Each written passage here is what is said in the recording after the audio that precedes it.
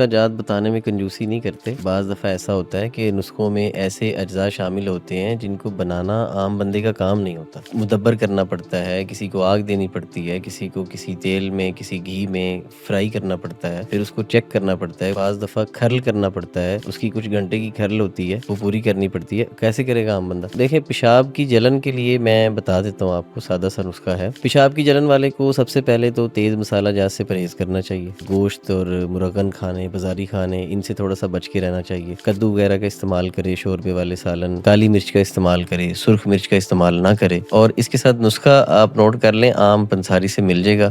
سادہ سا نسخہ ہے. نسخے میں آپ سرد چینی لے لیں، زیرہ سفید، ریوند خطائی، دھنیا خشک، یہ برابر وزن لے لیں. اور اس میں کوزہ مصری، یہ برابر وزن لے کر اس کا سفوف بنا لیں. دن میں 3 دفعہ استعمال کر سکتے ہیں، انشاءاللہ اس سے فائدہ ہوگا، پیشاب کی جلن نہیں رہے گی. بہترین نسخہ ہے، سادہ سا نسخہ ہے، کوئی مضر چیزیں نہیں ہیں، اس سے بھی فائدہ ہوگا انشاءاللہ. اور پیشاب کی جلن جیسی بھی ہوگی ختم ہو جائے گی.